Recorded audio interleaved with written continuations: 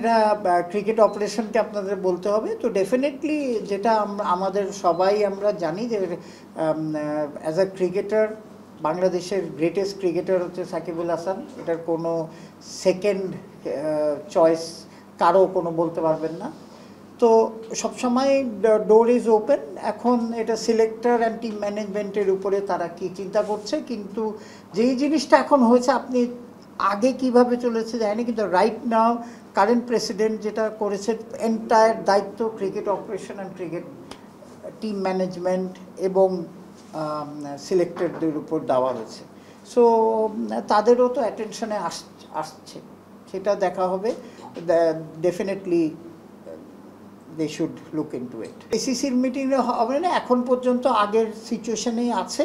হ্যাঁ, যে এইটাই আগের সিচুয়েশনে বলবৎ আছে। মানে এটা তো বলে যেরকম আমাদের আইকন প্লেয়ার যদি আপনি সাকিবুল হাসান বলেন, তো আম্পায়ারিংয়ের ক্ষেত্রে সৈকত হচ্ছে আমাদের আইকন প্লেয়ার। এটা আমি তো পার্সোনালি মনে করি যে এইটা ইয়াঙ্গার জেনারেশনকে ইন্সপিরেশন, যে চেষ্টা করলে ট্যালেন্ট থাকলে আপনি অত দূর যেতে পারবেন। আজকে লর্ডস মাঠে আপনি ওকে আম্পায়ারিং করতে দেখা আসলে আমাদের বাঙালিদের জন্য বিরাট গর্বের ব্যাপার। শোনেন, আমাদের তো আপনারা সবাই জানেন যে গত 15 বছর ধরে আমাদের আম্পায়ারিং নিয়ে আপনাদের কাছ থেকে আমরা পিক করেছি। অ্যাটলিস্ট আমি জানতাম যে কি অবস্থা ছিল, সেখান থেকে অনেক চেষ্টা করে আমরা একটা লেভেলে এসেছি। কিন্তু এর নেক্সট লেভেলে যেতে হলে আমাদের সাইমন টাফেলের মতো এরকম এক্সপিরিয়েন্স লোকের দরকার আছে। অ্যাকচুয়ালি সাইমন টাফেল আপনি বলেন, শুধু সাইমন, আমরা নানান জায়গায় যোগাযোগ করেছিলাম, ইভেন আইসিসিতেও যোগাযোগ করেছিলাম, কিন্তু আমরা যেভাবে চাচ্ছিলাম সেইভাবে আইসিসি হেল্প করতে পারছেন না। আমাদের এখন পাথওয়ে তৈরি করা হবে আম্পায়ারদের, একদম জিরো থেকে কেমন করে উপরে যাবে, তারপরে এডুকেশন মেটেরিয়াল বানানো হবে, ট্রেনিং হবে, অন ফিল্ড অ্যাসেসমেন্ট করা হবে।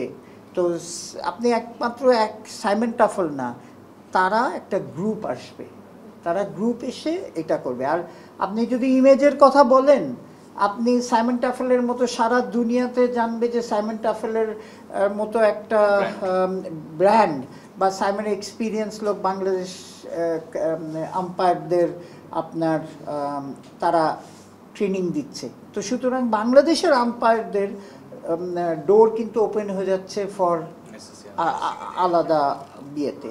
আর এইখানে তো ভেরি ক্ল্যারিটি, এখানে কোনো ইয়ে নেই directly Simon Taufel, there is no যে যারা অন্য কথা বলছে, এখানে ডাইরেক্টলি সাইমন টাফেলের সাথে নেগোসিয়েশন অ্যান্ড এগ্রিমেন্ট হবে।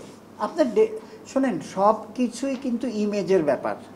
আমাদের যে জিনিসটা হয়েছিল, আমি টেক ওভার 3-3.5 বছর আগে টেক ওভার করার সময় সবচেয়ে প্রবলেম যেটা ছিল সেটা হচ্ছে যে আম্পায়ারদের ইমেজ তলানিতে ছিল। তো সুতরাং আমি যদি বলি যে আপনার এই আম্পায়ারদের এই জায়গার থেকে একটা লেভেলে এসছে, এখন সাইমন টাফেলের মতো লোকজন আসলে আমরা নেক্সট লেভেল ট্রেনিংয়ে যেতে হবে, যেটা আমার বাংলাদেশে এখনও উইক আছে। we don't have that facility or that expertise. তো সুতরাং যেরকম ঠিক আছে সৈকত 10 বছর ওই লেভেলে আম্পায়ারিং করলে কিন্তু সেও কিন্তু একটা এরকম সাইমন টাফেলের মতো ট্রেনার হয়ে যাবে। সাইমন টাফেলের এক্সপার্টিস হচ্ছে আমাদের বোর্ড না, আপনি খোঁজ নিয়ে দেখেন, হ্যাঁ ইন্টারনেটে খোঁজ নিয়ে দেখেন যে উনি কিন্তু নানান, ইভেন আইসিসিরও কনসালটেন্ট, আইপিএলেরও কনসালটেন্ট, সব জায়গায়। কেন? নিশ্চয়ই তার একটা ব্র্যান্ড ভ্যালু আছে। তো সুতরাং আমরা ওইটাকেই চাচ্ছি, আর আমরা চাচ্ছি বেসিক্যালি যে আম্পায়াররা প্রফেশনালি এই জিনিসটা নেওয়া হয়। সেই হিসাবে কিন্তু দেখেন আমরা গত 2-3 বছর ধরে যে চেষ্টা করা হচ্ছে, আপনাদের তার রেমিউনারেশনেও কিন্তু আপনি বিপিএলে এক সময় 12,000 টাকা পেত 3 বছর আগে, আজকে কিন্তু তারা 50,000 টাকা পাচ্ছে। তো এইটা কিন্তু একটা প্রফেশন হিসেবে নিলেই আমরা ভালো লোক পাবো, ইন্টেলিজেন্ট লোক পাবো, স্মার্ট লোক পাবো টু। আর আমাদের যে ফর্মার প্লেয়ার্সরা, তাদের জন্যও একটা সেকেন্ড লাইন অফ কেরিয়ার হবে। তো সুতরাং সাইমন টাফেল আমরা মনে করি যে আমরা যে ওকে দিয়ে ওর মেন কাজ হচ্ছে অ্যাসেসমেন্ট প্লাস আরও 20 জন ট্রেনার ব্যবস্থা করা। ওই ট্রেনাররাই কিন্তু সারা বাংলাদেশে ট্রেনিং দিবে। তো এটা ছড়িয়ে ক্রিকেট ছড়াতে হলে তো আপনার কিউরেটর থেকে শুরু করে কোচেস থেকে শুরু করে আম্পায়ার থেকে শুরু সব কিছু, ইভেন আপনাদের সাংবাদিকদেরও ছড়িয়ে দিতে হবে সারা বাংলাদেশে। আমাদের ক্রিকেট বোর্ডও বলেন একটা গত 1 বছর ধরে একটা ট্রানজিশনের মধ্যে গেছে। আগে ভালো হয়েছে না খারাপ হয়েছে সেটা নিয়ে কথা বলতে চান, ইভেন কারেন্ট বোর্ড প্রেসিডেন্টও কিন্তু বলছে না। আমরা কিন্তু open for taking advice.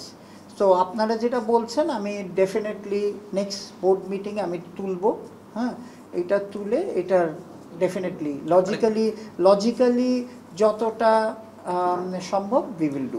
I will definitely speak with the president and the board আপনাদের সাজেশন, কারণ আমরা তো দেখছেনই যে আমরা কিন্তু এই প্রেসিডেন্ট আসার পরে আমরা যেটা করার চেষ্টা করতেছি ক্ল্যারিটি রাখার জন্যে।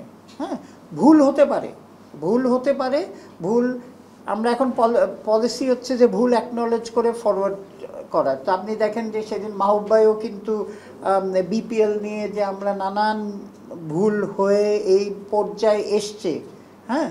সো এখন সম্মিলিত চেষ্টায় আমরা যেটা চেষ্টা করব যে এই যত ভুল থাকবেই, কিন্তু যত কমানো যায় করে নতুন করে বিপিএল বলেন, এই যে ক্রিকেট অপসের কথা বললেন, আমি অ্যাকচুয়ালি এই সাজেশন আপনাদের থেকে নিয়ে আমি এটা বোর্ডে তুলে দেবো। এখন দেখা হচ্ছে, হ্যাঁ সেটা তো ডেফিনেটলি এখনও তো একটু ওয়েট ওয়েদার অনেক কিছুই আছে।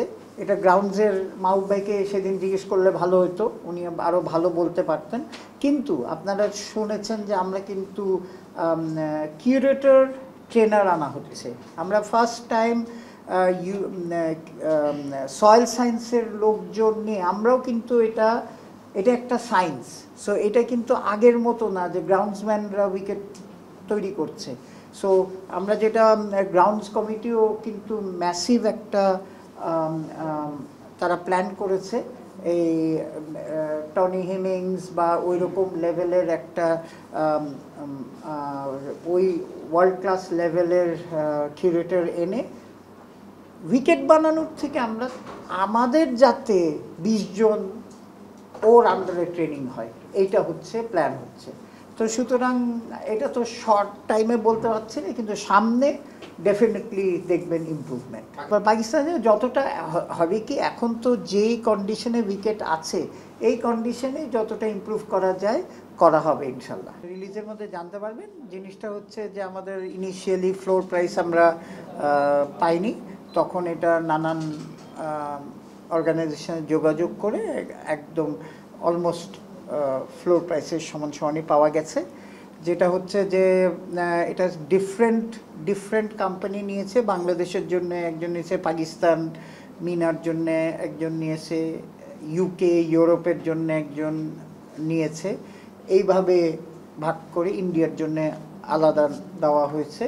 এইভাবে আপনার ফাইনালাইজ করা হয়েছে, এখন কন্ট্রাক্ট কনফার্মেশনের অবস্থায় আছে। ধরেন ইন্ডিয়া, পাকিস্তান, ইউকে, বাংলাদেশ, এই চারটা ডিফারেন্ট, যেহেতু আমরা এবার জোন ভাগ করে দিয়েছিলাম, হ্যাঁ, সেই জন্যে বেস্ট পসিবল আপনার প্রাইসটা পাওয়ার জন্য এটা করা হয়েছে। ওই রকম অলমোস্ট আমাদের ফ্লোর প্রাইসের কাছাকাছি চলে গেছে, কিন্তু বিডিং হয়েছিল অনেক কম। সেখান থেকে সেই জন্যেই বিডিং, যেহেতু ফ্লোর প্রাইস মিট করা হয়নি, ওই জন্যে তারপরে নানান যারা ইন্টারেস্ট শো করেছিল তাদের সাথে আলাপ করে নানান জনকে দেওয়া হয়েছে। না বেসিক্যালি আমার মনে হয় প্রথম ডেফিনেটলি এটা তো definitely one of the reason হতে পারে, হ্যাঁ, যে এটা তো বলা যায় না কেন ইন্টারেস্ট কম। কিন্তু কথাটা হচ্ছে যে এমনি দেশের রাইট নাও একটা ট্রানজিশন পিরিয়ডে যাচ্ছে। হ্যাঁ, সেটা ঠিক আছে। ফুটবলে ভালো করেছে, ওই যে আপনার কয়দিন আগে অনেকে বলেছে আইকন আছে, সব কিছু। এটা হচ্ছে একটা টোটাল সিনারিওতে আপনি বলতে পারেন যে এই অবস্থা হয়েছে। প্লাস আরেকটা জিনিস হচ্ছে যে আমাদের সব সময় তো আমরা লং টার্ম নিই। আমাদের অ্যাকচুয়ালি এটা দোষ স্বীকার করে নিতেই হবে যে আমরা অ্যাকচুয়ালি টু লেট করে ফেলেছি এই এই এই পাকিস্তানের ইয়েতে। জিম্বাবুয়ের সময় সিমিলার অবস্থা ছিল। তো এখন আমার মনে হয় যে আমরা যে প্রসেসে এখন যাচ্ছি, যে অলরেডি টেন্ডার হয়ে গেছে, যে নেক্সট মানে অগাস্টে ধরেন নেক্সটটা অগাস্ট সেপ্টেম্বরে আমরা করব কি নেক্সটটা ফর লং টার্ম দিয়ে দেওয়া হবে। তখন আর এটা এই বারবার যে আমরা যে সমস্যায় আছি এই সমস্যা হবে না আর।